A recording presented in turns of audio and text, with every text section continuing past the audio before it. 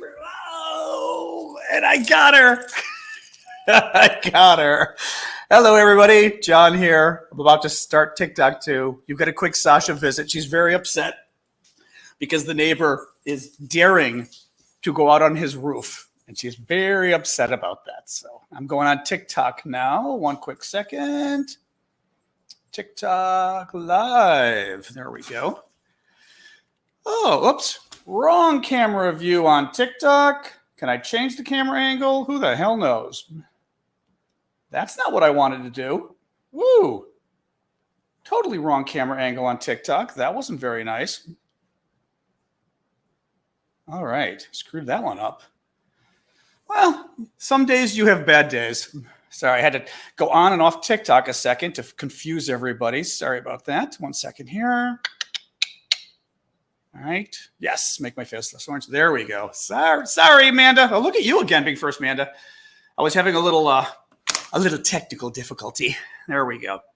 We're back now. My camera was facing the wrong way on TikTok. I couldn't figure out how to turn it back to me. Hello, everybody. We're doing a little earlier today. Glad you could join us. Hello, Germany. If you guys could introduce yourselves and where you're from. That's how we always like to start. Sweden. Lovely. Hey, guys. Hey, Cindy. Oh, Cindy. Hey. Now I recognize who you are. Boston, New Jersey, Ohio. Sunflowers. Yep. Remember, whenever we get the Ukrainians, give us sunflowers. We had a lot of Ukrainians joining us. Hello, Netherlands, Finland. Love Finland. Hope you'll be joining us soon. But yeah, we had a lot of Ukrainians joining us last night. It was quite exciting. It was kind of wild, like on TikTok and on YouTube. My back is itching me. Excuse me. Yeah. Copenhagen, very nice. Sweden on both things. We got Sweden on TikTok and YouTube. Lovely. Italia. Oh, love Italy. Norway.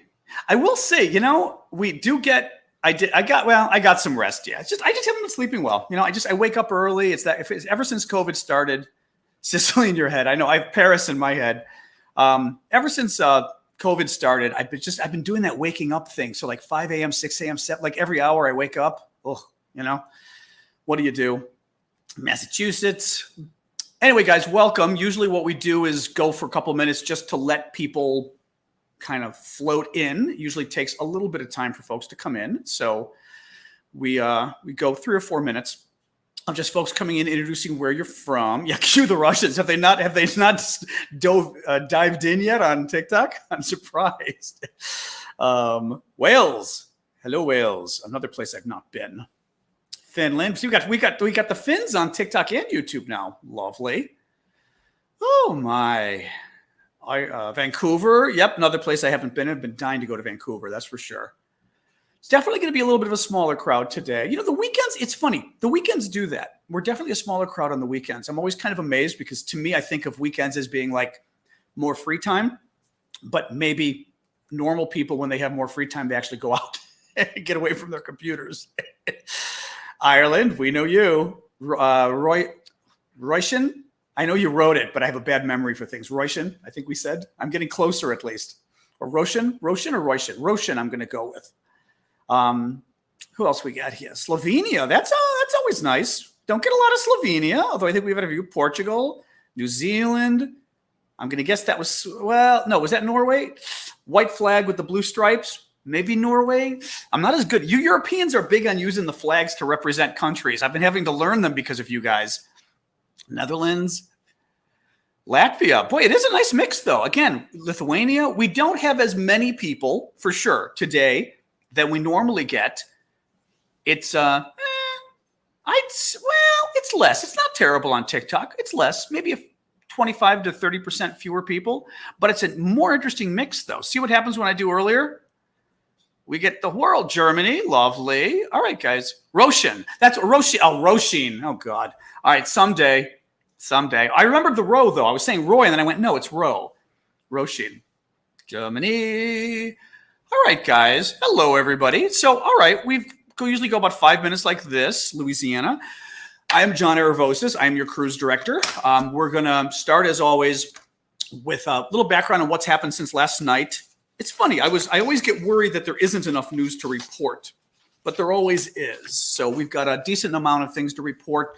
And then we'll do our usual, hello England on TikTok, we'll do our usual question and answer period at the end, which is a good segment. I'm going to try to go till around 1:15 my time. In other words, another hour and 5 minutes of this. Thank you, TikTok, for that. And then we'll hang out a few minutes afterwards. People like to hang out, and I've been doing that with you guys, and it's been kind of fun. We hang out for about 10 or 15 minutes at the end. If you enjoy it, it's kind of fun. Black things on my ceilings are the, what do you call them? Emergency water fire thing. It's a loft style building, and I thought it was weird when I bought the place, but apparently people who like lofts think that's very cool. I was like, okay, exposed water, whatever.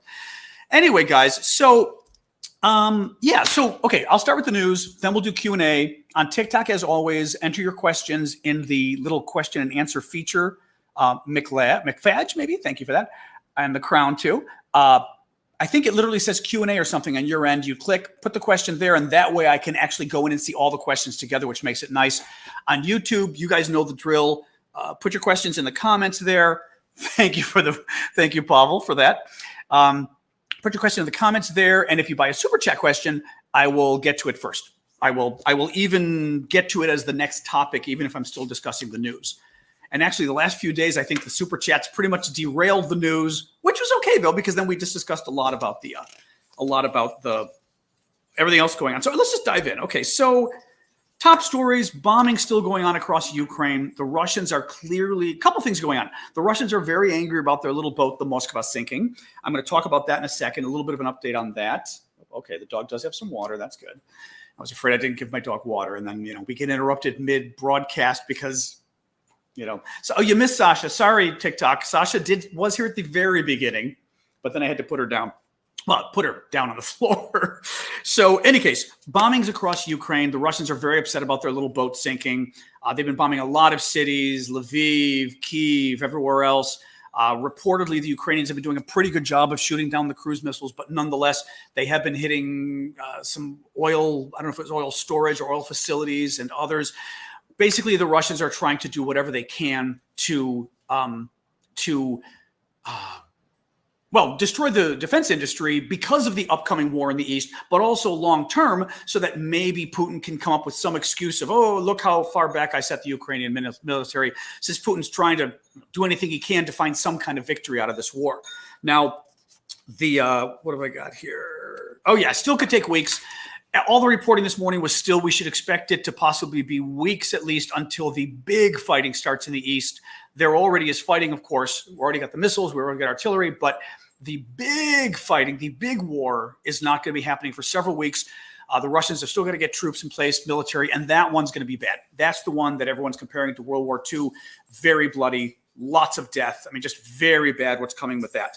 Update on the Moskva. So the Moskva, is the ship the Ukrainians sank. The U.S. finally concluded that, in fact, the Ukrainians did sink it. Did I say little boat again? I said ship this time. I did say ship. The military people get upset when I call, or the Navy people get upset when I call it a boat. But yeah, so the Moskva, the update on that, which is very weird, we still have heard nothing about the crew of the Moskva. And it's very strange. I'm going to lower this a little bit so maybe my face isn't in the comments. We haven't heard anything about the crew. Like initially, basically, the crew is, adjusting my TikTok a little bit as we talk. There's 510 crew members, okay? And we've heard that the Turks maybe rescued 54 of them. So that still leaves you, 460 or so crew members.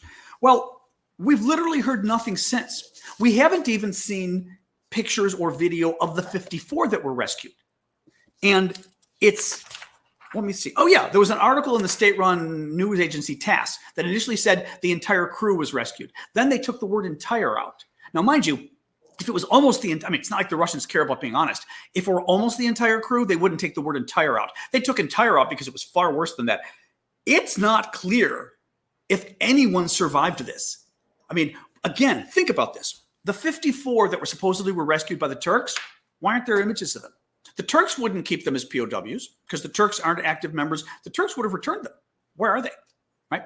The Russians supposedly picked a lot of them up in the water. Where are they? If I were the Russians and I were trying to prove that I didn't just lose an entire ship of men, 510 men on our flagship, I would be having a welcome home ceremony. And even if you get 20, oh hell, supposedly 100 survived, supposedly, right? I would get 100 of the men and show them coming off a boat, woo, their loved ones coming up and the women with flowers kissing them, right? You would stage a whole operation.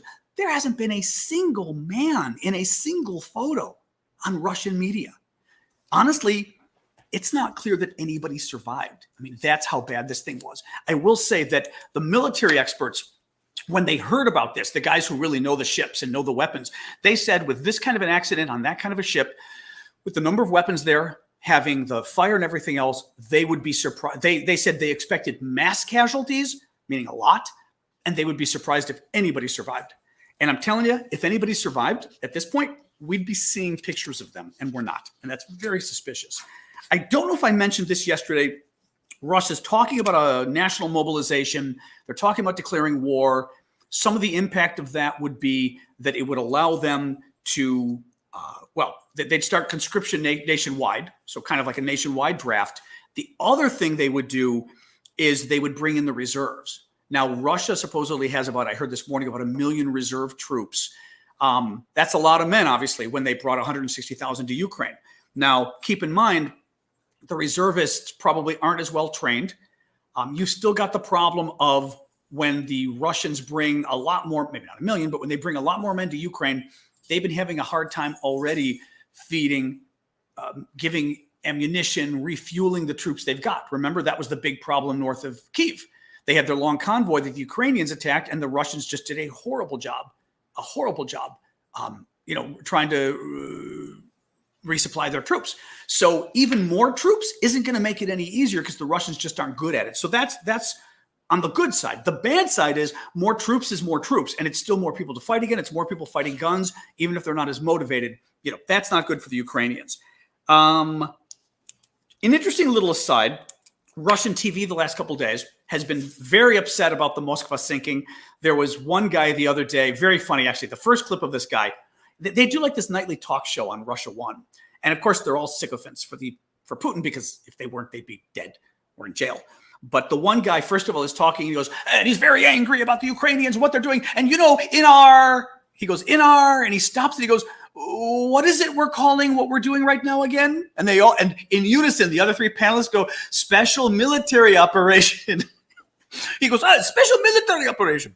Then the guy continues, and he then talks about how the sinking of the ship, mind you, the ship that the Russians keep saying caught fire on its own, and the fire blew up the munitions, and it was all an accident. So the sinking of the ship that was an accident is a casus belli, meaning an act of war by Ukraine against Russia. So basically what that means is everybody knows that the Ukrainians sank the ship in Russia, and they're not hiding it. So that's at least an interesting admission. But it's also kind of funny because it shows you, excuse me, my allergies. It shows you how bad sort of the propaganda is in Russia, that, they're lying. Nobody believes the lie. And even the people on TV who are paid to tell the lie are screwing it up. So crazy. The other kind of quick little story, I did a quick TikTok on it to show, actually, I emailed myself a photo so I could show you guys on here, is when the Russians were pulling out of the north in Kyiv, but also possibly, this could be from another city. I'm not sure if it's from Kyiv, but excuse me, let me grab this. They've been booby trapping things on the way out. And by booby traps, we mean they've been basically setting up bombs, setting up anti-personnel mines, setting up grenades, and they've been putting them in things like a bucket sitting in a yard, and you see the artillery or whatever the military, the explosive is in there tied to something, and it's going across the grass so that you trip on the wire and the wire explodes the bomb, right? So, oops, see if I can pull this up. One of the worst ones I saw, probably the worst one I saw, we'll see if my email is able to update this quickly, it may not. The worst one I saw was somebody's cabinet at home, and the people obviously had, the military folks saw this and disarmed it, but they left it in there for pictures. And in the cabinet, here we go, the booby trap. Actually, I'm gonna show you the picture first and then describe it. And by the way, the T is the name is in English. The name is in English, but if you look closely at the box, it's in Ukrainian or Russian. So here, I'll show it to TikTok first. Oh, wait. There we go. Yeah. Now you may not be able to tell. So that is a glass. All right. That is a glass with a grenade in it. The grenade is upside down. And I'm not sure how they did it exactly, but there is some kind of a string attached to the glass and the grenade so that when you open the cabinet, what was supposed to happen, unfortunately, somebody saw this. What's supposed to happen is you open the cabinet, the string pulls the glass and it falls and breaks or whatever, and the grenade goes off. I don't know whether the pin's already pulled from the grenade and it being upside down, it's keeping it closed. But the idea is you open your cabinet, and of course your cabinet with tea, because what do Ukrainians drink like Russians? Tea. Tea, and like the English, right? Tea is your thing you're going to drink all day. So they pull it out and basically booby trapping. Really, really just sick. Now, let's talk a little bit about the Switchblade drones too, because these were kind of interesting. So, the big US, the pin is pulled. Okay, that's what I thought. Thank you. Somebody on TikTok. I'm not familiar with grenades, but I read that the pin was pulled. I can't tell looking at it. I see the Russians have made it to TikTok. Welcome. Здравствуйте, русский.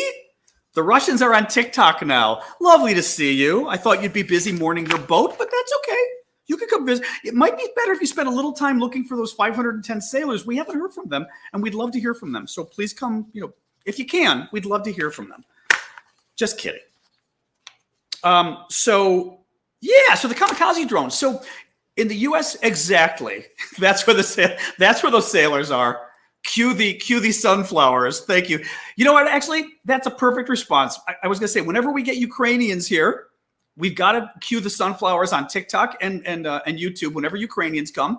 But also, whenever the Russian trolls come, let's throw a bunch of sunflowers at them. We just had a couple Russian trolls that were very upset on TikTok. Are you a journalist?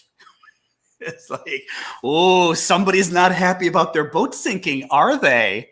So, yeah, everyone's going nuts with the sunflowers on TikTok. I love you guys for this. This is the fun. This is kind of one of the things that I love about the internet is just the fact that people can use digital sunflowers on my sorting hat, digital sunflowers to troll Russian trolls. Absolutely amazing. We did not learn grenade mechanics in law school. I was very upset. I will say, always had kind of a hankering for the military stuff, just never went into it, but I wish I'd had more background in it because this kind of stuff is important to me. In any case, the Switchblades. So the Switchblade drones, these are these drones that the U.S. Is giving Ukraine, where we sent 100 before, we're sending 300 more, maybe even 600. I forget what the number was, more, but the Ukrainians need a heck of a lot more. Thank you for all the sunflowers, guys. The Ukrainians need a heck of a lot more. They are kamikaze drones. They are drones. There's a smaller version and a really large version. The large version, both sizes have an explosive in the front of the drone. And the smaller version is more for going after individuals. So like if you are able to pinpoint a general, now they're doing the sunflowers on YouTube too. Thank you guys. Good for you. And remember, we do it if a Ukrainian pops their head up as well. We always have to honor the Ukrainians with our sunflowers as well. It's the national flower of Ukraine, in case anybody didn't know. But it's also, as a quick aside, it's also kind of a funny or poignant, or I'm not sure, sarcastic joke, because there was a wonderful video of a Ukrainian grandma at the beginning of the war, and I'm guessing northern Ukraine, I'm not sure, some Russian troops invaded their town, took over, and the Russian guy is on the corner. And this Ukrainian grandma, most of you have seen this, but for those who have, even those who have, it's such a great story. Somebody did the translation, and you see the grandma coming up to the soldier and kind of yelling at him and going, "What are you doing in my town?" Blah, blah, blah. And he's kind of trying to be polite, "Ma'am, please move on." And she goes, Here are some seeds. Here's some sunflower seeds. And he's like, kind of going, "Ma'am, here, put them in your pocket, because when our troops kill you, you will fall to the ground and you will be fertilizer and flowers will come up." And you're going, oh my God, she's saying this in this Russian with this big gun. And he's like, "Ma'am, please move on." "I will not move on." And she's like going back and forth. And finally, at one point, I forget the exact, I've got to find the transcript again. He says something about, God, what did he say? He made some kind of a word that was, again, something sort of like, can't we all just get along? Or, come on, move on. I don't want any trouble, or some BS like this with her. And her response to the word was like, trouble? You invaded my effing country. Get the F out of my country. And I mean, she's swearing like a sailor, this woman, or I should say swearing like a Ukrainian. The Ukrainians seem to swear. I think they may give the Scots a competition here, or the people from Scotland, because this one was hilarious. So anyway, the sunflower thing now, I think, also kind of has that double meaning of it's a bit of the, put them in your pocket because you will make lovely fertilizer for the sunflowers that come up, because the sunflowers are the national flower of Ukraine. So kind of a mixed bag there. Back to the drones. So these are kamikaze drones. The small ones are for getting individuals. So like if a general is dumb enough to get on his phone in the middle of a field, the Ukrainians intercept it, or we or the Germans or the British intercept it. They know where he is. They can send this drone and take him out. The bigger one has got an explosive that can literally blow up a tank or an armored personnel carrier, but like a tank. So that one is the even better one, really good if it can blow up a tank. But because they're kamikaze, they go in, they blow up, and they're gone. So it's not like you can reuse them. So the idea is Ukraine needs a lot of these. So if they get 300, they can do 300 attacks, and that's it, right? So that's an ongoing issue. Ukraine apparently knows how to use the drones, which is good, and we just hope they get more of them. I wanted to read a quick article from CNN on this topic of what we're giving Ukraine as well, because it's a little bit scary. One second here. Just a little bit scary. Concern is growing over Ukraine's ammunition inventory. This is something I'd heard several days ago as well. There's growing concern about the need to get more ammunition, and in particular artillery ammunition, to Ukrainian forces more rapidly, as heavy ground combat against Russian units is expected to unfold in the coming days, according to a U.S. official. While the United States is shipping 1,855 milliliter towed howitzers, the artillery, right? The artillery weapon that shoots the rounds, and 40,000 artillery rounds to Ukraine as part of the new security assistance announced by President Biden. Even that amount could be expended within several days. So the new ammunition we're sending is really potentially, thank you for that on TikTok, is potentially only a few days worth of ammunition. It goes on, but that's the big concern, is that it's great we're sending this stuff, but we're still sending quantities that don't really add up. They don't add up to nearly enough assistance. Anyway, we've got to be really careful. I mean, obviously our government is being careful, but I still, as I've discussed yesterday and before, I still feel like each day our government and NATO and the West and the world gets one step closer to actually wanting Ukraine to win, but we get like one step closer. And we keep trying to get closer and closer, but we're not quite there yet. And giving them ammunition that sounds like a lot and then finding out it's ammunition for several days is kind of BS. I mean, it's great, but it's BS. We need to have a long-term plan and announce, for example, as long as this war goes on, for example, as long as this war goes on, we're supplying ammunition to Ukraine. I mean, that would be the kind of thing, for example, that would at least make the Russians go, oh, right? I mean, F word. But now, not so much. Let me see. Oh, my Instagram. You can try Instagram if you want. Yeah, I don't check it enough, but I'll check it. Instagram's probably the easiest. Yeah, Sage, go ahead. I'm Aerovosis on Instagram, so you can just use that. That certainly works. Thank you. The Mariupol, Mariupol's a mess. The Ukrainians are still fighting. It looks like the Russians, mind you, the prediction a couple of weeks ago was that Mariupol would fall in a week. So very interesting that it hasn't, right? So once again, we're underestimating the Ukrainians. So I mean, good to hear that at least that Mariupol's still holding out. Obviously, the Russians are kind of doing better and better each day there. Not surprising. What was I going to read here? So the latest update from an official in Mariupol, the advisor to the mayor, says that the Russians are preparing to close Mariupol, prohibit movements within districts. So in other words, prohibit movement even within the town. From April 18th on, to filter local men. They keep using this word filter. It's going to be like the new I'm trying not to use the NZ word, but it sounds like NZ language to a degree, where they have filtration camps and they filter the men, right? So according to the advisor to the mayor, the Russians plan to check all men trapped in the city and then forcefully recruit some for the Russian army. Mind you, these are Ukrainians, and they're going to force them into the Russian army, while others will be sent to clear the rubble. So others are going to be put into forced labor. So they're prisoners in a forced labor camp, in essence. And those considered unreliable will be isolated. Yeah, isolated. That's what the kids are calling it today. Really scary. Timothy Lacroix, do you think we're giving more than we're saying? I hope we're giving more than we're saying. What confuses me, Timothy, is that for some reason, somebody raised this last night in our chat, and they were like, why are we even saying how much we're giving? And I have to admit, it confuses me a bit. I don't really get it. I don't really get it. And I don't know what's going on with that. Why is it that we keep telling them how much we're giving? Okay, I don't know what this is, but you're about to leave us. You are leaving us. Oops. Hoping I didn't just block Be Kind, did I?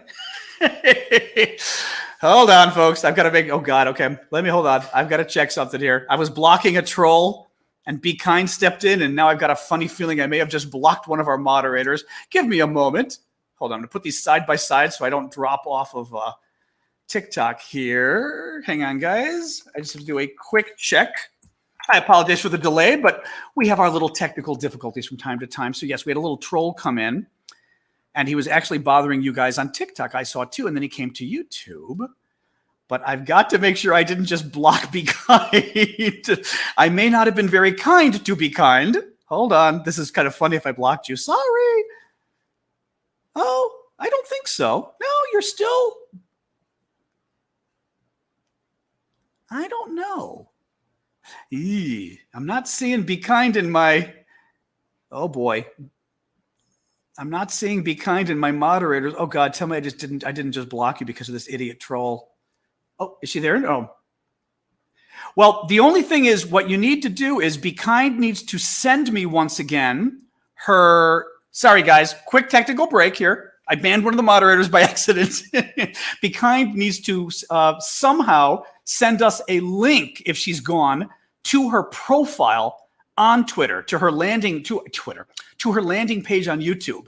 That's how I can let her back in. Oh my God, I think I did do this. I'm not seeing her in the thing, but I can't. The only way to approve a user is by putting their URL of their page. Oh, I can scroll up. Oh, I'm being stupid. Sorry, guys. Sometimes I told you I become my 92-year-old mother, where I kind of look at stuff and I get confused with tech, and it's really kind of scary. I do see that. Hold on. I'm going to find Be Kind up above your right. Maybe I can unblock her this way. I'm a little afraid it removed Be Kind from the comments. Sorry, guys. We do have our daily little glitches here. Oh, God. I think it removed Be Kind when I was trying to block the guy, and the comments are so quick. They go by so quickly that I was blocking the guy, and then she popped up. And I blocked her. I'm convinced it's her. She's not in the comments. It removed her. Ah, Be Kind, you're going to kill me. You're going to kill me. Oh, my God. Yeah, she's not here. Oh, guys. Yeah, the only way I can do it is... Yeah. I can't find her up above if any of the mods can. The other thing is... Sorry, guys. We will continue here. I am a double agent. I can only do it by getting the URL of her name. The problem is I can't check my email. Oh, last little thing I'll check. Sorry, guys. You know how this stuff is. I don't want to lose all my TikTokers here. Having a little bit of a glitch. I apologize. But as I said, I banned one of the moderators, which is me being a little goofy. I'm just not sure I can find her easily enough. I don't think I can. Oh, Be Kind, you're just going to kill me. Yeah, okay, guys, if you can get it, yeah, I'm going to continue. Basically, or I don't think you guys can do it, but I need the URL of her YouTube page. And because I enter the URL, that's how I do it. Sorry, guys, I'm an idiot. Oh, look quoi. Okay, let me go to the questions again. Sorry about that. I am a double agent. I'm kind of an idiot sometimes too. All right. So we were talking about Timothy Lacroix's question about do we think we're giving more aid than we're saying to Ukraine? And by the way, I'm John Arvosis. We are doing our update here. I'm in Washington, D.C. We had a little technical glitch. Now we're back. I banned one of my favorite moderators by accident, but stuff happens. So Timothy asked, do you think we're giving more aid than we're saying? I think so. I hope so. What confuses me, I was saying, is that somebody last night was mentioning, and it didn't quite, it was a very good question, was why are we saying at all how much we're giving? Like, why are we letting them know? Why are we letting them know? I don't get it, right? I just don't get it. It just, I mean, for example, like this, when we say we're giving the ammunition, the Russians see that and the Russians go, you gave them several days of ammunition, big deal. Or, you gave them one S-300 or whatever it was the other day from Slovakia or wherever, which is nice, but one isn't very many. Why are we even saying this? Why just not give it to them and have the Russians, if we want, have the Russians say, or not the Russians, have the Ukrainians say, we just got a new shipment from the U.S., really good stuff, we're very happy. And then the rest of us go, okay, this is good, right? The Ukrainians are happy, we're happy.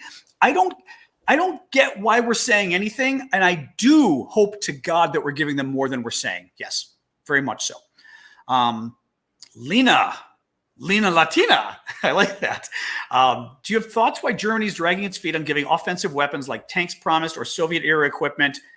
I mean, well, there's a couple things. We know historically why Germany might be dragging its feet, right?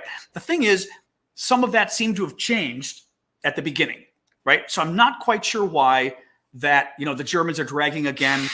Oops, that would be my laundry is ready. One thing that's worried me with the Germans is we did hear some German officials saying things like, oops, she's back. I can't make her a mod unless she gives me her URL to her page on if she can send us in the comments, put the URL to her YouTube page, her homepage on YouTube, whatever you call it. And then I enter that in the mod thing. That's how I add her. Oop, did I miss another question? Or are we just saying, oop, I'm sorry. Oop, don't confuse me here. All right, guys, sorry about this. I need to see if it'll let me even grab this. Oh, it's not gonna let me grab this. I think we're a little out of luck here. All right, sorry, I gotta do one more thing. I can't grab that. All right, I'm gonna do one last little thing here. I apologize, guys. Like we said, sometimes we have a little glitch. This is what happens when we go live. YouTube. I'm trying to put the moderator back that I was an idiot enough to ban by accident, so excuse me. I wish I had like mood music I could put on to keep you guys here while I'm doing this. All right, my channel. Sorry, I'm trying to go in to see if I go in directly to the live, if I'm able to grab the link. Let me see if I can grab it here. Oh, if Mia can put it in, great. I didn't realize you guys could do that. Okay. Yeah, don't go. If you can put in the link, go for it. Yeah, sorry, it's too confusing on my end to do it when we're live. All right, guys, I'm going to let you all try to figure that out. In any case, yeah, I don't think we should be mentioning at all probably how much we're giving personally.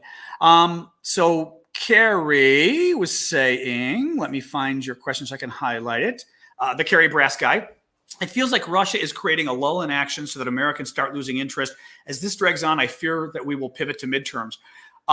What Carrie is saying is, we have had a lull in the action, so to speak, right? Now, the reason things have slowed down is in part because, let's face it, the action was in the north and the Russians pulled out because they got beaten by the Ukrainians.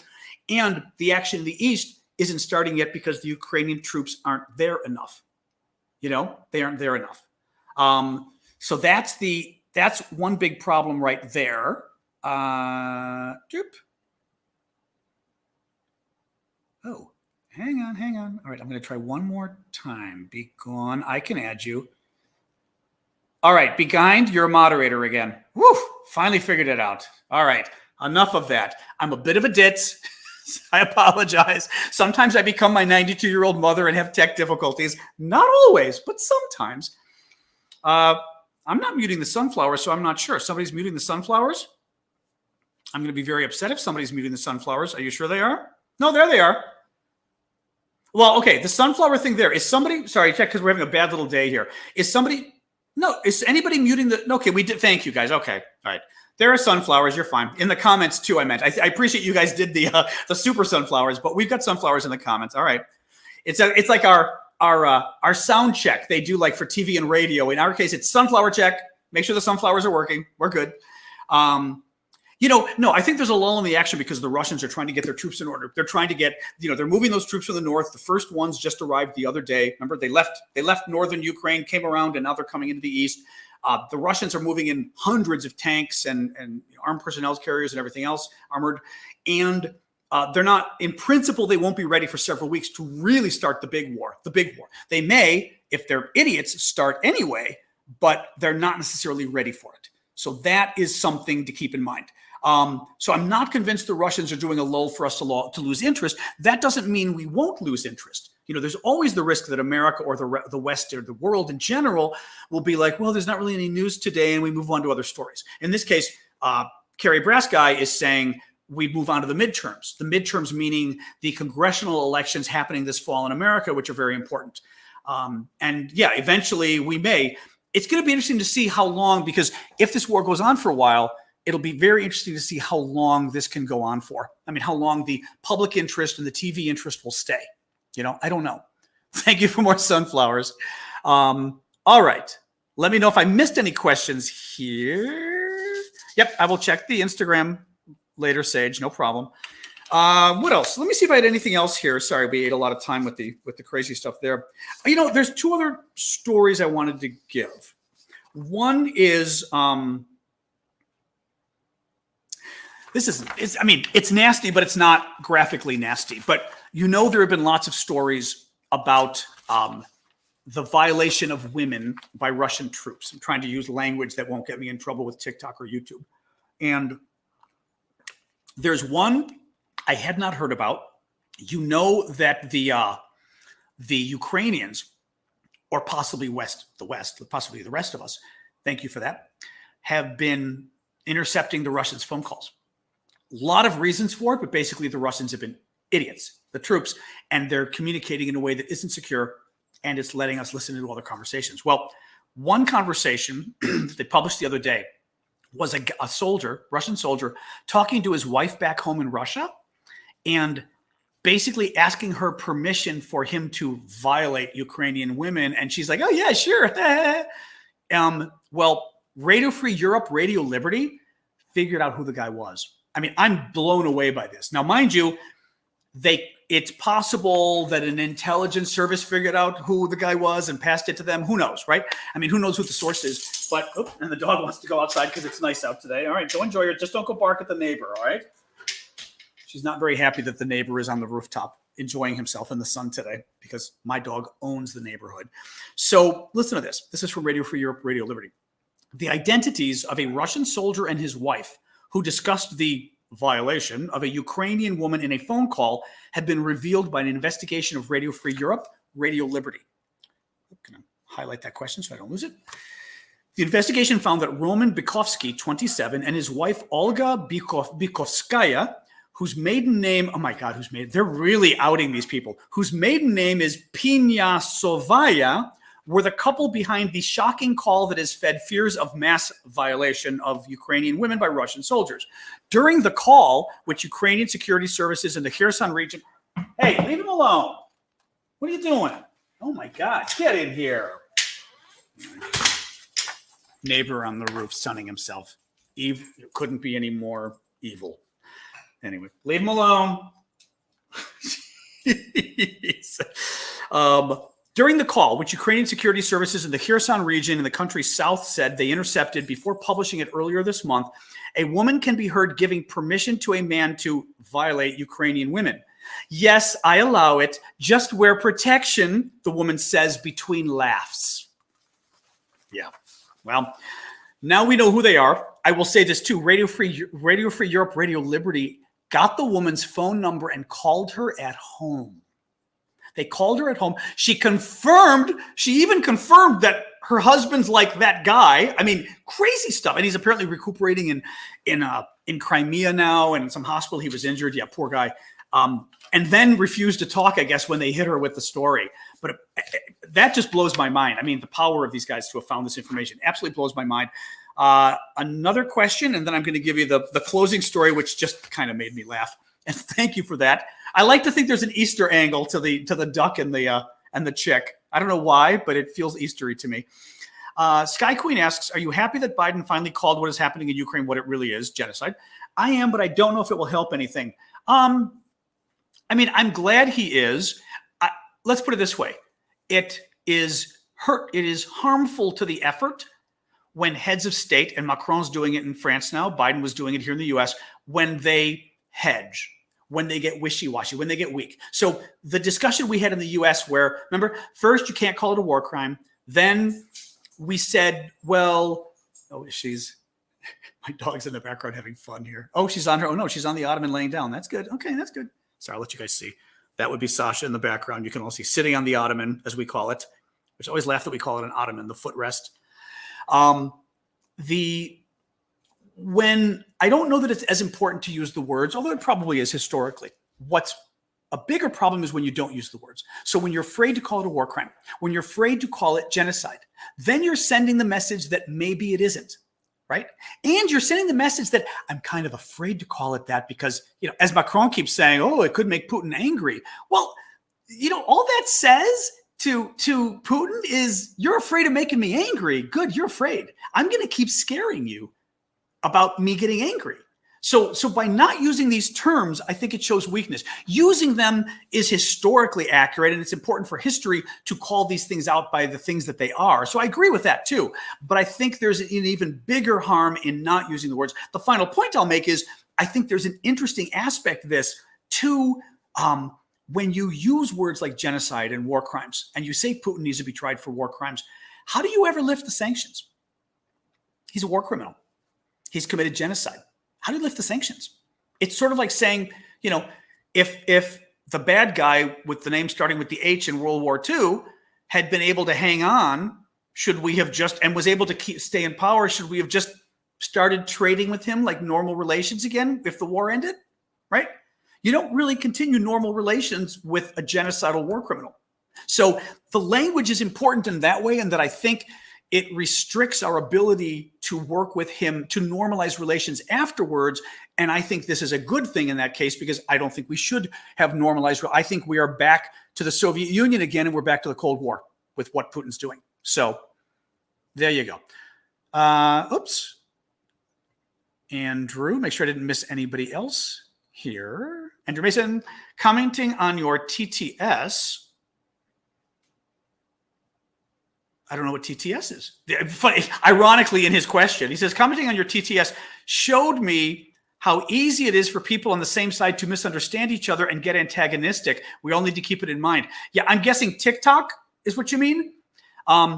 Very true. Now, that's interesting. Very true. I mean, what Andrew, I think, is saying is that even for all of us, well, actually, all of us here, even just here ourselves, but I think you're trying to extrapolate this on a global sense, perhaps, which is interesting, is he's saying just in the comments itself, we misunderstand each other sometime. I mean, I think, for example, we had a couple moderators, not the moderator's fault really, but two different people who said something like, one of them said he's an idiot, talking about Putin, and the other one said something else, I forgot what it was, about Putin, except they didn't put the person in there. They just said he's an idiot. Well, the moderator thought they were talking about me, and they blocked them thinking they were a Russian troll, right? And the other one said something equally denigrating about Putin. But again, even right there, it's easy to misunderstand each other. We can, and what I think Andrew's saying is even the fights that apparently people will get into in the comments, and how sometimes it's just because you misunderstood what the other person was saying. It wasn't even somebody being antagonistic. Then I'm guessing, Andrew, you're extrapolating this to international relations overall, and how, if we can misunderstand each other in the comments, and to some degree it could be because we're from different countries. So even there, some of the language we're using may not be as exact as we wanted to if we're speaking in a foreign language, or I'm speaking in my language, but you're from another country and you may not be getting the nuance that I imply, that I intend with the words that I'm like. If you were an American, you'd know exactly the nuance in principle what I'm saying. Thank you for that. But if you're a non-Anglophone, you might not totally get the nuance. For example, actually, oh my God, you know what I'm thinking of? This morning, one of the videos I did, I said, oh, and those crazy Ukrainians, they blew something up, whatever. Now, could have been Russians, could have been pro-Ukrainian people, but a number of people in the comments said, don't call the Ukrainians crazy. That's not very nice. And they didn't get the tone of the message. Like here, if I tell you, oh, those crazy Ukrainians, you know exactly what I'm saying. Oh my God, those amazing, wild Ukrainians, listen to what they did now, right? It's high praise. But in writing, it's not always clear. Anyway, the point is the language of diplomacy can go the same route, you know, that or route that you're not quite sure what people are saying to each other, and perhaps bigger fights can happen without realizing it. Now, the last little story, it's just very quick, and then we'll just continue doing questions for another half hour, is this one made me laugh. Russia is barring British Prime Minister Boris Johnson and other senior British officials from visiting Russia because of their support for Ukraine. I mean, oh, no vacation for Boris now. I mean, seriously? Like, there's also an not just an arrogance, there's almost a hubris there on the part of the Russians too, thinking like, yeah, that'll show him now he can't visit Moscow. Ooh, scary. It just makes me laugh. I'm sorry. Not laugh, but you know, I don't know. All right, guys, let's jump into the questions. I'd already done a number of TikTok stuff. So I'm sorry, YouTube, let me jump in on TikTok. Remember, guys, you can see already 93 questions on TikTok. I got to love you TikTokers. I mean, it's always way more than I can do, but you're always very good at throwing in a bazillion questions. Do I think Russia will use tactical nuclear weapons? You know, this is the weird one. I mean, Stockton is asking. Obviously, this is the big question that a lot of people are asking. And clearly, our CIA director said the other day that he is worried that if Putin thinks he's losing, that he'll use the weapons, right? I still feel like, thank you for that. I still feel like Putin's bluffing us. I think from the beginning, and this was a strategic mistake by Biden, in my opinion. So, all right, now all you guys are throwing in questions on YouTube. I'll get to those in a second. I just want to answer this one first. But Biden at the beginning was saying something that made me and I like Biden. I support him. I think he's done a great job pulling countries together, international coalition on this. But from the beginning, Biden was saying, and you will see in my videos, I was mentioning this, was saying that we're not going to get involved militarily.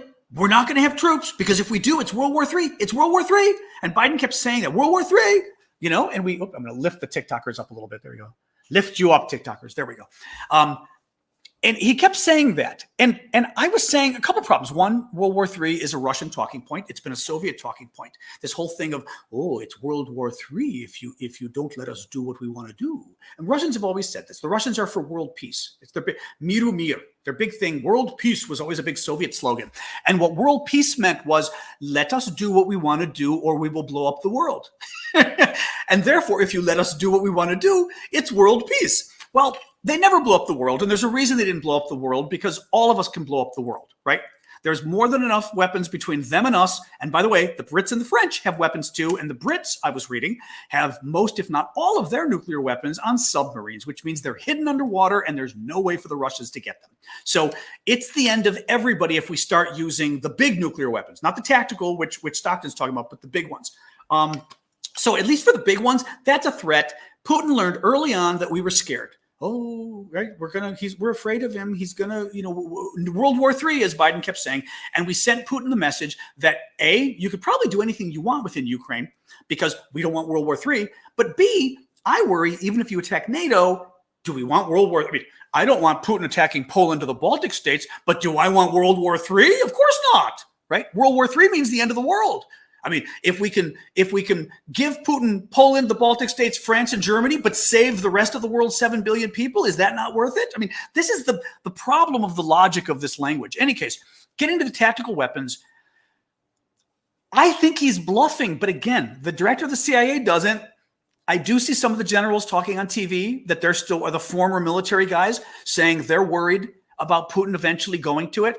I will say this. I think there is some ambiguity to our response. I was watching one guy who I really like, Lieutenant Colonel Cedric Layton, who retired U.S. military. He's on CNN a lot. Very good. He was on this morning, and they were talking to him. And CNN, I like CNN a lot, but sometimes they drive me crazy because they don't follow up with the right questions. And she's asking Layton about the tactical weapons, tactical nukes, if Putin were to use these small nuclear weapons in the battle, and the weapons that you kind of typically would use in the battlefield, you wouldn't use them against a city, right? And Layton is saying, yeah, there's some concern of that. It would be really bad, and he's kind of being vague about what the U.S. response should be. And he's saying, we better have much more significant sanctions ready if he does that. And first I heard that, I went, if Putin uses nukes, we need better sanctions? Like, are you insane? So, and then he goes, and I hope more than sanctions. And the CNN lady didn't say to him, what do you mean more than sanctions? Are you saying we get involved militarily? What does that mean? She didn't push it. But initially, CNN's very good though, but initially, he's former military, so he's not actually giving battle plans. Somebody on TikTok was getting worried. But I didn't like it because I heard, so if you use tactical nuclear weapons, there's just going to be more sanctions. Well, okay, that, Putin might say, more sanctions I'm willing to do. I can't afford NATO getting involved, but more sanctions? Right? That's not such a bad thing. So anyway, we just got to be careful with that language. And by the way, somebody's talking about the number of nukes on subs. Keep in mind that you've got missiles, and those missiles might have MIRVs, which are multiple independent reentry vehicles, one of my favorite words of the Cold War, which basically means a missile could have 22 little warheads, or 20, depending, on top of it, so that the missile goes up one missile, it goes to orbit, and then when it starts coming down, it splits, and 20 little nuclear bombs come out of it, and those 20 can go down independently, and basically you could hit 20 cities, you could do whatever you want. So just because there's 30 missiles or 32 missiles doesn't mean it's 32 nuclear bombs. It could be more, it could be less too, actually. Let me go to the questions. Famous and a few, look at you. Unbanned and everything. Good to see you. Putin is now warning the Biden administration against arming Ukraine. Oh yes, I love that one. Putin warned weapons shipments will bring unpredictable consequences, with all the setbacks blowing hot air or crazy enough to do something. I think it's hot air. First of all, I wrote about this the other day and how the Russians had sent a démarche, and a démarche is a diplomatic note, but it's like a formal note of protest. And basically, as people were saying in the comments on TikTok, they were like, oh, so Karen sent a strong letter. Okay. And Karen is an American joke. It's kind of hard to explain in other languages. Maybe the Brits get it, but I don't think anybody else would get it. But Karen is basically, the very upset woman who wants to speak to your boss. Now, I've asked people to talk to their boss when things have gone wrong, but Karen gets upset about stupid things that don't matter. So in this case, it's like, I'm sending you a very strong note saying, I'm upset. Who cares? I couldn't care less if the Russians are upset about the weapons going there, and saying unpredictable consequences. What they're doing is they're trying to scare Biden, and they're trying to scare him based on the issue I just talked about, which is Biden and the Western leaders made clear, they're afraid Putin might use nuclear weapons. They're afraid Putin, we might go to war with them. We can't afford to go to war with Putin. So unpredictable consequences means dun, dun, dun. I think he's bluffing. The biggest problem Putin's got right now, Putin isn't doing very well beating Ukraine. Okay? Thank you for the popcorn. Beating Ukraine. How the heck is Putin going to beat 30 NATO countries? How's he going to do it? How's he going to do it? Right? He's having a very hard time beating Ukraine. Add the U.S. in there, France, Germany, Britain, but again, especially the U.S., Norway, Finland, not yet, but Finland hopefully someday has got a great military too. There's no way. They will lose this war. It could be a world war, but they will lose that world war. Literally, unless they use nuclear weapons on the entire world, and then they lose anyway. I think he's blowing hot air, and I think we should have called him on it from the beginning. But again, think about why Putin's doing this. Putin's doing this because what did we do? We talked about sending those MiG fighter jets to Poland, from Poland to the Ukraine.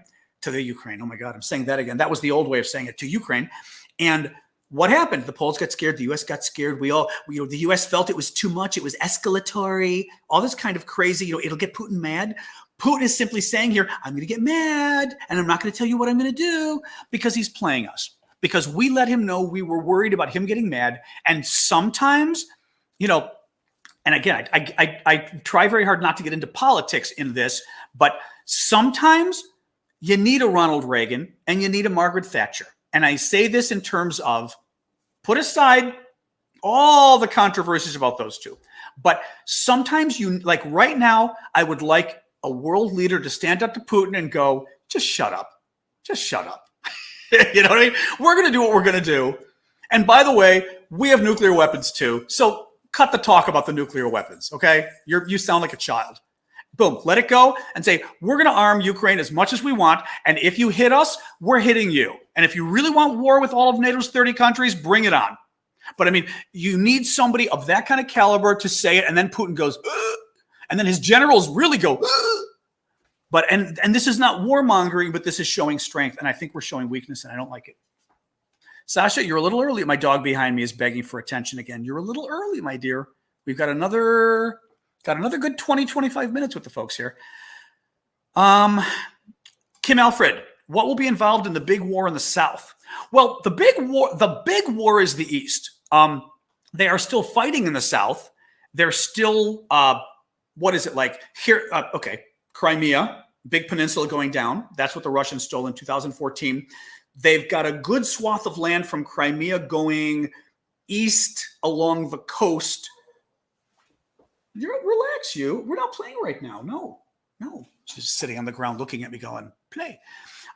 You've got Crimea in the south. You've got this swath of land connecting to eastern Ukraine. They've almost got all of that land because they wanted a land connection through the whole thing. They've almost got all of it. Mariupol, they still don't have.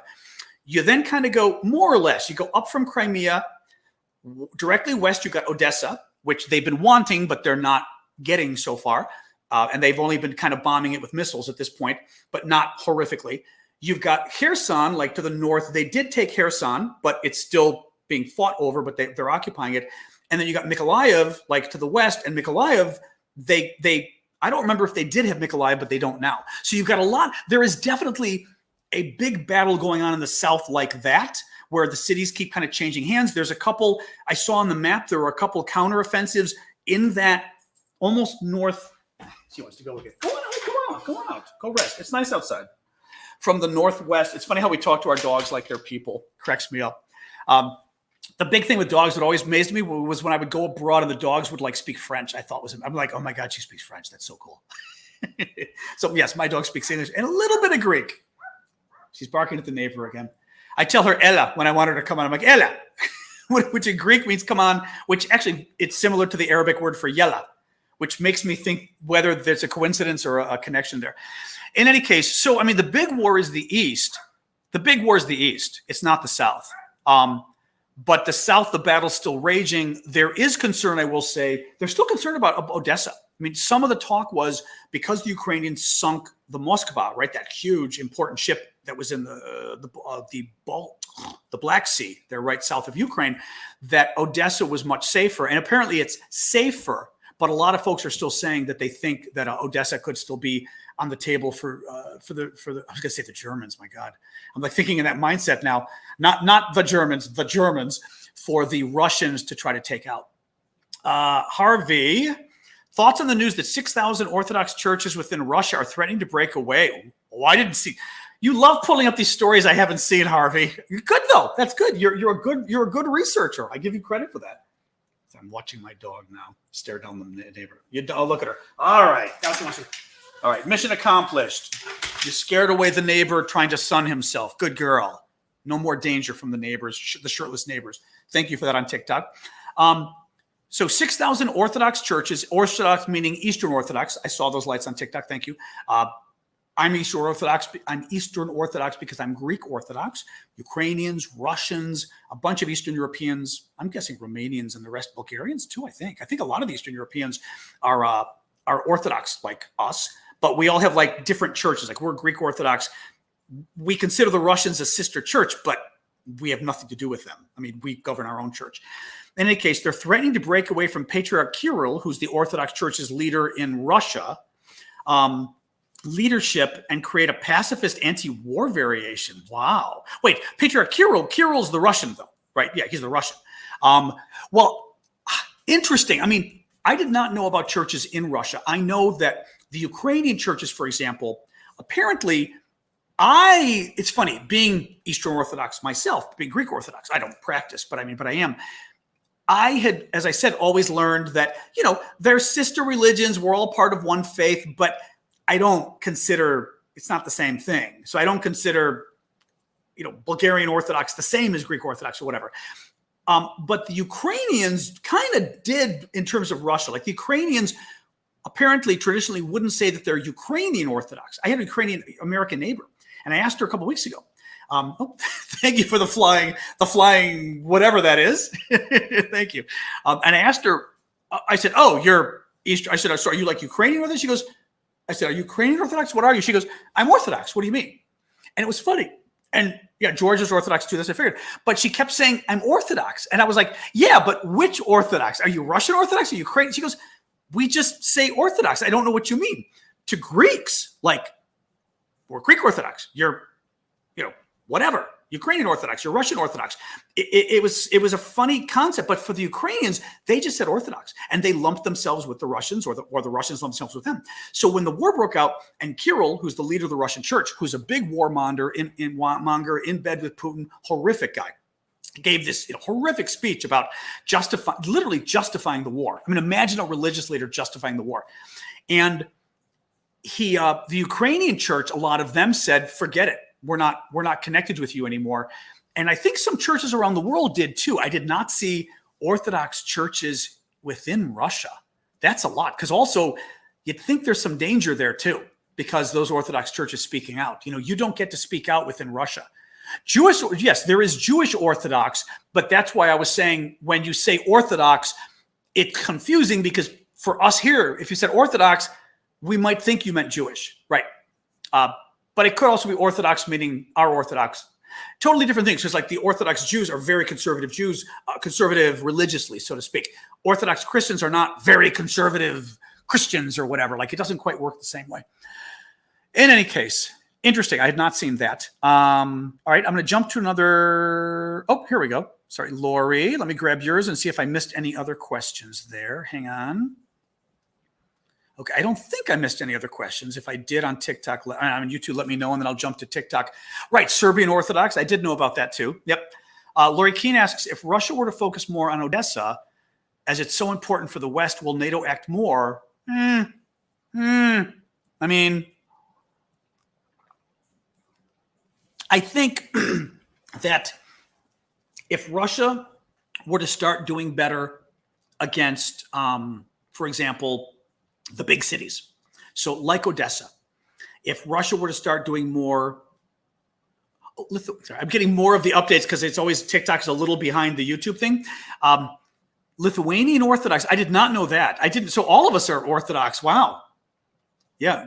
Yes. And then there's Greek Orthodox Christian as well. And you get sort of some of that going on. Not Christian, Greek Orthodox Catholic. You get like the Greek Catholics in Lebanon and that kind of stuff. It's always kind of confusing to me as well. But I didn't realize Lithuanians were Orthodox too. How interesting. Okay, very interesting.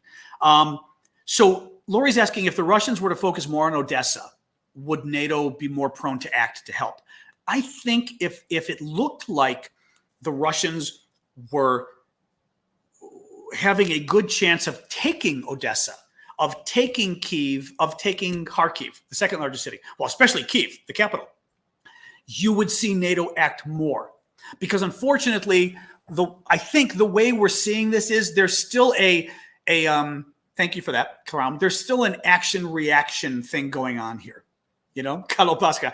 It's not our Pascha until next week, but thank you. Greek Easter, as we call it here in America. Greek Easter is next weekend. This is Catholic Easter, or everybody else Easter tomorrow. For us, tomorrow is Palm Sunday. Our Easter is next week. That's why I'm flying tomorrow to see Mom, because I'll be home in time for Easter for next week. We can talk about that in the after show. I'll tell you what I'm cooking. I'm making Greek food and stuff for Easter. But I think, yeah, if we thought, not if Odessa were attacked, but if we thought Odessa were in danger of being lost, then we might get more involved. The problem is, it still is, we're reacting instead of acting. Like, instead of preparing now and saying, okay, what can we give them so that Odessa's safe, so that Kyiv is safe, so that Kharkiv's safe, we still seem to have been going kind of slow. And again, we're getting better. We're giving a lot of artily. We're giving a lot of these attack helicopters Ukraine wanted that we weren't going to give originally. But I fear we're still reacting. And like you're suggesting, there still is this oh yeah, if Putin does something else, we might do more. It's just like, can we just accept the guy's evil and he's doing everything he's going to do? Hey, Becca, I know, thank you for the disco ball. Today I started early, Becca. Sorry about that. I started it an hour ago because I've got to do something at 2 today. And this way we can still go till 1:15 or so, another 10 minutes of questions, at least, maybe 15 if I'm feeling alive, and then hang out and talk a little bit. All right, let me look here. Let me know if I missed any questions. I mean, any of the super chat questions. Otherwise, I do want to jump to a couple of the TikTok questions as well. Okay, hang on, TikTokers. Well, interesting question there. So Luke, I'm going to say Palframan, do you think Russia will try to invade Finland? That question comes in the context of Finland talking about joining NATO, and how I was saying the other day, a lot of the news stories seem to accept it as a fait accompli now that Finland and Sweden are joining NATO. Certainly, they feel like Finland is closer, although they feel like both are going to do it. They feel like Finland's there, they feel like. And the concern becomes, does Russia try to invade those countries before we welcome them into NATO, so that they can't join NATO, because if they join NATO and they're at war with Russia, then we're at war with Russia. And we've already said we're afraid of being at war with Russia. B, if Russia invades them now and they're not part of NATO, we don't have to help them because they're not part of NATO, right? So this whole kind of game. The problem is Finland, Sweden, I'm assuming, I don't know as much, but Finland, I've heard from all the experts, Finland's got some pretty darn good military. So I don't think Russia can afford to not only bring another country into the war, but bring another country that's all the way up there. Russia brought like all the troops it could down here. Finland's all the way up there. That means they would have to like break off, an equally large chunk of troops to be up there fighting Finland. We know the Finns are great at fighting. Well, they really beat up the Russians during World War II. The Russians finally won, but as the Finns say, after they lost like 200,000 men or something, the Russians did in Finland, really amazing. How badly they lost initially. I just think the Russians would be morons to open up another fight. And again, it's a fight against a country that can fight back. And that's the problem. No, I just don't see, he could, because he's acting a little nuts, but I think he's out of his mind. I think he's out of his mind if he starts another front in the war against Finland. Because again, think about it. They're having a hard time beating the Ukrainians. And I don't mean that as a negative against the Ukrainians, but no one thought Ukraine could pull this off. You think he wants another well-armed country to take on? He'd be out of his mind. And I think knocking you guys around. The people at home might not understand in Russia, but the leaders in Russia would know. The military leaders would say, are you out of your mind? Are you out of your mind? So yeah, let me pull up another question here. And yeah, I always forget to tell people, we are recording this on YouTube so that you can always go and watch it later. It seems about half the people watch live on YouTube and the other half kind of come later, which is cool. Interesting question. John Sarge asks, why can't Ukraine send missiles into Moscow? Ukraine doesn't have missiles that can hit Moscow, from my knowledge. They would, I'm trying to remember, for example, the missile they used, the Neptune, to hit the Moskva, the ship they just blew up and sank. That missile, I forget, was the range, God, maybe somebody can correct me here. The range wasn't that much. Was it 80 miles? Maybe 120 miles max? It wasn't that much. No, I don't know hold on a second. Hey, Google, what's the distance from Kiev to Moscow? Moscow is 868 kilometers away from Kyiv by car. Oh, okay. 868 kilometers. So that's maybe 600 miles. That's closer than I thought. I had to say Kiev. I was afraid Google wouldn't get it if I said Kyiv, and it responded to me and said Kyiv. Impressed with Google. Somebody made sure Google knew the right way to pronounce it. I'm impressed.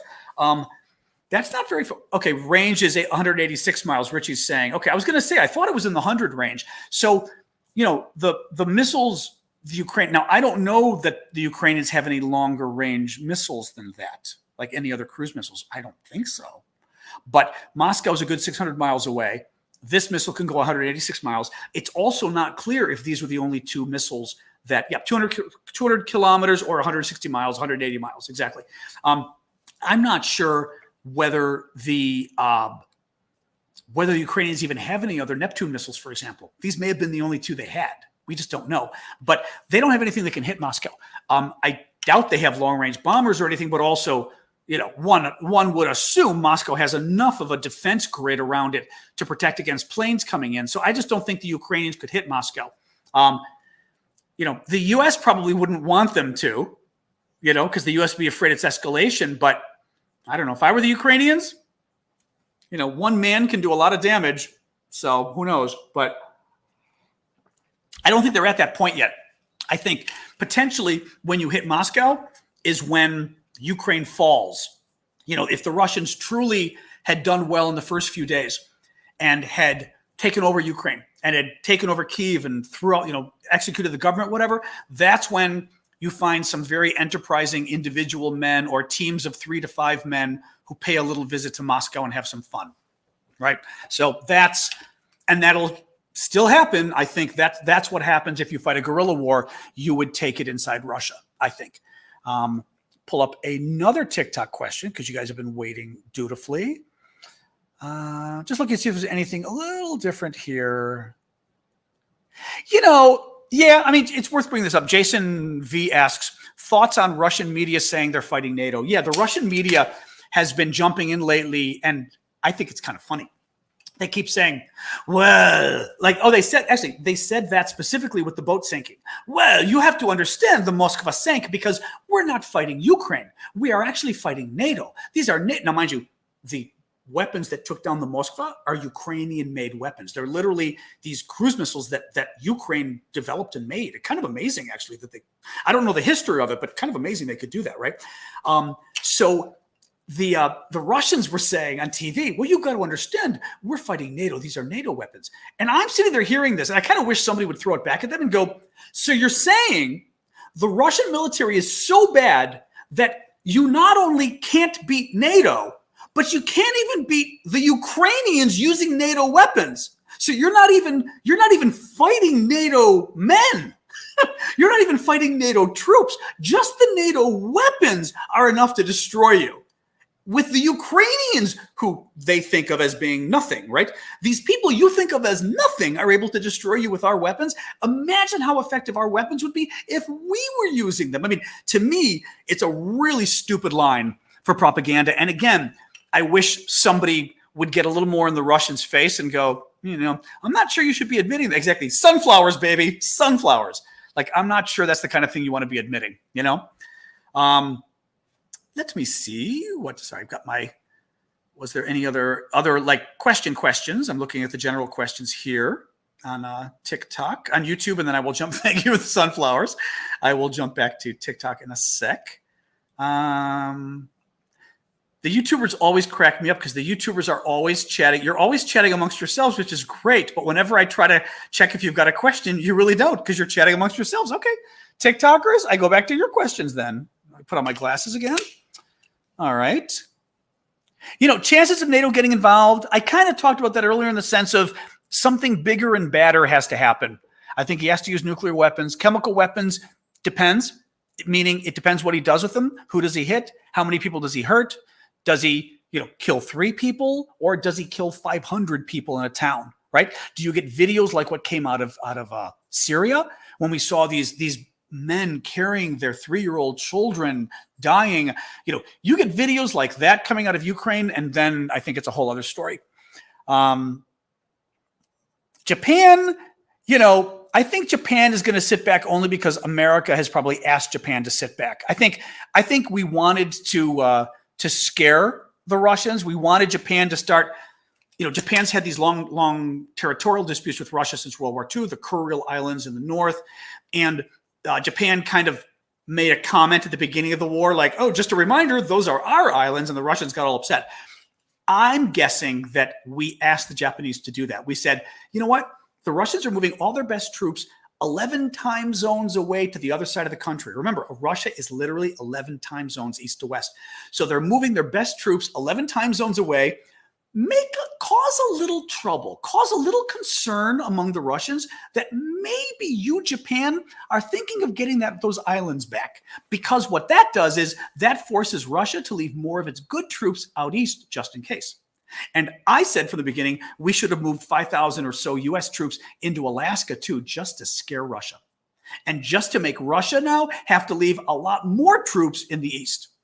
But we didn't, and we should have. And that's what you do when you're being, again, I don't want to keep bringing up Reagan and Thatcher because I know so many, depending on the side you are politically, you don't like them. But there's a chutzpah involved. We use the Yiddish word here in America, meaning chutzpah isn't just courage. It's a bit of bravado. So chutzpah is balls. It's backbone, but it's really like boom, balls.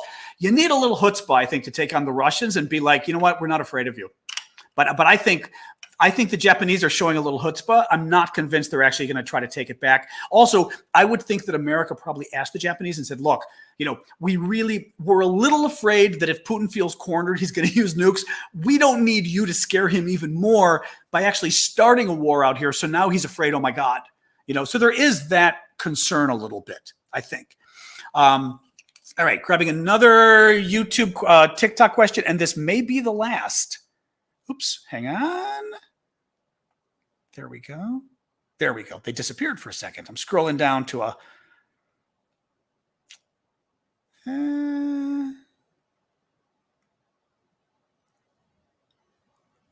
That's a funny question. I don't know, Nika. Nika asks, do a lot of people support Russia and Greece? Greece has traditionally had stronger ties to Russia. Again, because of the religion, among other reasons. And let's face it, America has a troubled past with Greece, with the military dictatorship and things like that. But I don't know as of right now. That'd be very interesting to see opinion polls. I'm sure someone's done them. Opinion polls across Europe about where the Europeans are in different countries vis-a-vis the war. That would be really interesting to think. Marine Le Pen, she's at least 10 points behind Macron right now. I think it's awfully bad that she's that close. Somebody as bad as her, and boy, oh my God, the trolls got very upset when I said she's from a fascist party. Oh my God, the trolls got upset. I don't even think this was the Russians. This might have been the Russians. I think these were like the French fascists or the international fascists got very upset. I'm sorry, it's a fascist party. It is. But she shouldn't be doing that well. This is a fascist party. I don't care what you think of Macron. At some point, you've got to say, you know what? The alternative is far worse. Like these kids protesting at the Sorbonne and all the other top schools. Oh, both are bad. No, both aren't bad. Macron versus Le Pen, you've got maybe somebody you don't like versus somebody who is basically fascist. Big hell of a difference. And I think those of us who lived through worse times, I did not have to live through fascism directly, but I got to watch what totalitarian governments did because I grew up in I was born in the 60s. I lived during the Soviet Union. I got to visit the Soviet Union. I got to see firsthand how countries like that work. Really scary stuff. I've not seen Zena Solo live. She's a Ukrainian. Zena, we would say Xena, which in Greek, but Xena Solo, who is a Ukrainian. She's got a great TikTok channel along with Ukrainian Badass. I've never seen her live. No, I actually just followed. I didn't realize I wasn't following her. I followed her this morning, actually. All right, one last little. He really did send. I'm going to finish on that. Did Putin really send a letter to Biden? Oh, he did. He was very upset that we're sending weapons. Very upset, and there's going to be unprecedented consequences if we don't, stop. Again, somebody needs to. I would have literally read the letter and said, "Do you have a comment?" I would have laughed and gone, "That's my comment." Just piss him off. All right, maybe last question from Harvey. Rinat Akhmetov, Ukraine's richest man. Oh, I did see that. Yes. Ha! I saw a story you saw. You didn't trick me on this one, Harvey. Just pledged to personally fund the rebuilding of Mariupol. Yep. Along those lines, will there be a Marshall Plan type operation after the war? Absolutely. Absolutely. Marshall Plan was the big plan of the U.S. helping rebuild. I forgot this. I asked this last time too. The U.S. helping rebuild Europe after World War II. I don't remember if we included Japan or not, or what we didn't. I mean, I know we helped with the governance issue in Japan, but I don't remember of that. But basically, yeah, lots of money we pumped into Europe, but also pumped into our industries working in Europe. So all of that. There will be a massive effort to rebuild Ukraine after the war. Yes, yes. The Ukrainians have clearly. I just saw the comment about the Cold War. Thank you. Yeah, exactly. I think it's different. Those of us who lived through the Cold War appreciate kind of what's going on right now in a different way, I think, than folks who are younger and don't have a context to put it in. But Yeah, there will be a Marshall Plan. Of course, there will. Yeah. No, the Ukrainians have done a great job of building up support in the West between themselves being just such good fighters, such, the humanity of them being seen online. Meaning the way they've been sort of broadcasting who they are to the world via social media, and frankly, their sense of humor and everything else. They're lovely. They seem to be lovely people, and that helps. Zelensky has been I keep saying a mascot. I don't know what other word to use. He's been such a wonderful image of Ukraine that this man has projected, and an amazing wartime leader that Ukraine has a lot of goodwill built up around the world. So I think there is no question, but the world's going to help them rebuild afterwards. Yeah. I don't think there's any question. Hope you never know though. The world could also be like, here's $1 billion. I know the Russians blew up 500 billion, but here's $1 billion, but hopefully it's going to be way more than that. So we'll hope. All right, guys, unless I missed any questions on the super questions on YouTube, we're going to close this down. I'm going to still hang another 10 minutes just to say, hey, and we will talk about other things. I still don't mind the sunflowers anyway. We can still feel free to still put up sunflowers, but we're going to stop with the war talk and just hang for a little bit. Because as I said, I go for about an hour and 20 minutes and then I'm tired. So since we're doing this every day, there we go. Thank you for the sunflowers, Ashley. Tomorrow I am traveling to see Ma in Chicago. So I'm not going to do a show tomorrow because it's just way too hard. And by the time I get to Chicago, I'm just exhausted because I'm flying with the dog. It's not a long flight, but you still have to get to the airport early. It ends up being like 5 hours total. And I'm traveling with the dog. And she goes in the plane with me. I do pay for her. Thank you for the butterflies. But for me, it makes it even more tired flying with Sasha. She's flying. Yep. I've got her little carry bag. She goes in the plane with me. But I'm always having to watch her the whole time. So it makes me very nervous because I'm always paying attention to what she's doing and all of that. So it's like traveling. I assume for a parent, it's like traveling with a kid. It gets, I'll remove the question since we're done with the question and answer. But yeah, Sasha's going, which is nice though, because Mom's got a big house. So Sasha and Mom's dog love to chase each other back and forth through the house, up and down the stairs. She gets lots of good exercise that way since I have a smaller apartment. Ooh. Yes, I did see that. The mayor of Kyiv is telling people not to move back. I did see that this morning. Yeah. Well, because a lot of people are coming back and there's a little bit of a false hope of, thank you, happy Easter to you too. There's a little bit of a false hope of it, of Kyiv, the war is over in Kyiv and everything's great now, when actually no. There's a break right now, but there's still a real risk of the Russians just flattening Kyiv. I don't want to get into too much substance now.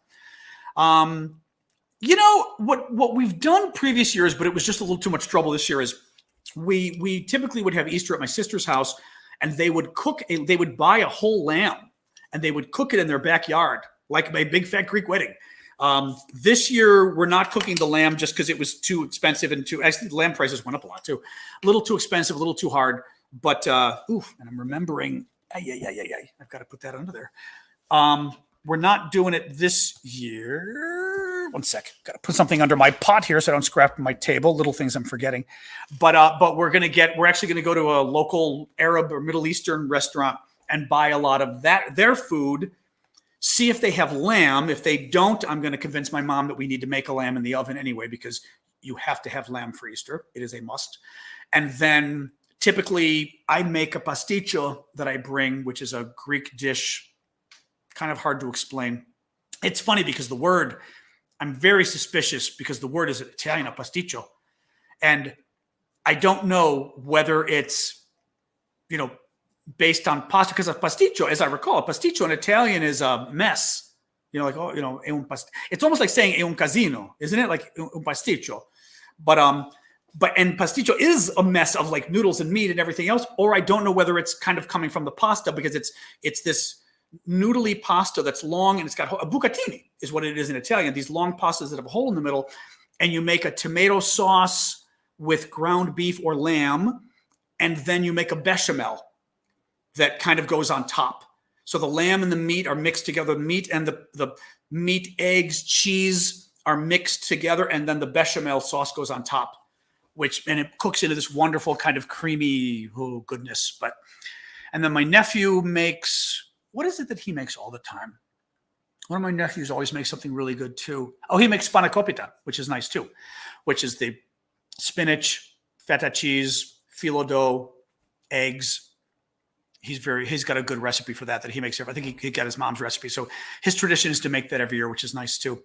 So, but yes, our Easter is a week from now. So the Orthodox Easter is Orthodox Good Friday is tomorrow, and then Easter is in a week. So whereas for the rest of you, but yeah, so I'm going to skip the show tomorrow because I'll be traveling, and then Monday I'll be in Chicago. I will figure out Sunday night what time we're doing this on Monday. The schedule is going to be totally different in Chicago. I'm not sure what to do about that. It's going to be totally different. So it might even be as early as 3 or 4 o'clock.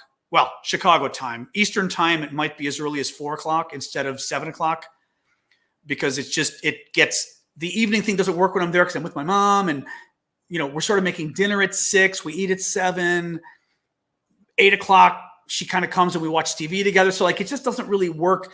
There's no evening time to really do this that works that I'm not taking away from mom. And I go there to see mom, so I don't want to be doing this every night. So I'll probably do this late afternoon during the week. And then the weekends, we can still do this kind of a time, 12 or 1 or 2, whatever. But anyway, yawning again. What I'll do is I'll put up a notice Sunday night. It'll go up on YouTube just like it always does. You'll go to my page and you'll see the placeholder. It'll tell you that it's scheduled what time. And the same thing on TikTok, just so folks know, you'll always see it on TikTok. Right. We make red eggs. I always like the colored eggs because I find red a little boring, but the Greeks always make red eggs for Easter. And I'm like, let's get the colors. So we would buy the colors for me and my brethren because we like painting all the colors. But on TikTok, when I schedule these, I try to do a video, but even if I don't, remember to go to my profile. And if you look, at least right now, I don't know if it's still there. It may be gone because this is already passed. But when I schedule a live, you'll see a little link in my profile, like below the photo and everything. You'll see live tomorrow at 7 p.m. Click that, and it'll tell you exactly when it's happening. And you can even click it to remind you when the live is, on TikTok at least. So feel free to go there. Actually, I would have said the same thing for folks who popped in. Excuse me. I'm tired now. For folks who popped in at 1 o'clock today. If you looked at the profile, you would have seen it would have told you noon. So there you go. Not an I told you so, just saying. Oh, my allergies are bothering me too. Oof. But yeah, should be a glorious day in DC today. So I've got something going on at 2, and then later I'm going to take Sasha out. We'll walk around. I got my taxes done. Yay. Kind of complicated situation because I have to extend them because our taxes are our tax service here is so slow now that I had to change something. Sasha is coming in the cabin with me. Yes, I pay, but she's coming in the cabin with me. And then she's got a little bag that goes onto the seat in front of me. But anyway, our tax system has been so slow because of COVID and everything else that I had to change something on my taxes, but they didn't get to my taxes until January. We file our taxes last April. I had changed something. The change didn't get incorporated till January, but I had one more thing to change, and they told me you've got to wait. So January, my taxes got up to date. I submitted the final change. It may be until October until they get that change. And guess what that means? I can't submit my real taxes this week because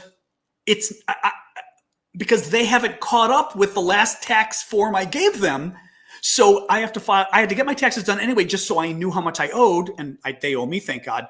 But it may be months and months and months and months until I can actually officially submit my taxes because they've got to get it done. I'm a little worried that they're not going to even get my taxes done. And when the extension times comes, I'm just going to have to submit the new taxes and base it on. It's going to be a mess anyway. What do you do? At least they owe me money, so it's a little bit less of a mess. But yes, I got it done. Thank God. So, oh my God, I'm tired, guys. All right, it's 1:30. I'm going to sign off. This will be good tomorrow. I'll get a little bit of rest tomorrow night. And then, like I said, we'll do these in the afternoon, which is also good too, because then I think also doing these at night, I know I'm making you yawn. I kind of do these at night, and then it's 9 o'clock Washington time, and I'm tired, but I'm awake. So I still spend a couple hours in front of the TV to relax. This way, I can hopefully relax and go to bed a little bit earlier with mom. So thank you. I appreciate the best wishes for mom and my trip there. Have a happy Easter if it's your Easter. Passover too, I keep forgetting. So if you're Jewish, you celebrate. Passover is going on. And then Orthodox Easter is next week. So as I said, guys, I'm going to keep yawning. I read you saying I'm making you yawn, and now you're making me yawn by reading about yawning. I will, again, skipping tomorrow. And tomorrow night I will put up the update. Yeah, my allergies are going crazy today too. Such nice weather though. Oh my God. It's sunny, low 70s. Woo! So nice. All right, guys. I will say goodbye on TikTok first because that usually takes a minute to catch up. So this way you guys know when I do hang up on you in a minute mid-sentence, it's because there's a lag. So at least I'm saying bye on TikTok. And then YouTube, same thing. Good to see you guys. Throw those sunflowers, exactly. And I will, I'll talk to you guys on Monday. All right. And have a good day tomorrow. All right. YouTube, bye-bye.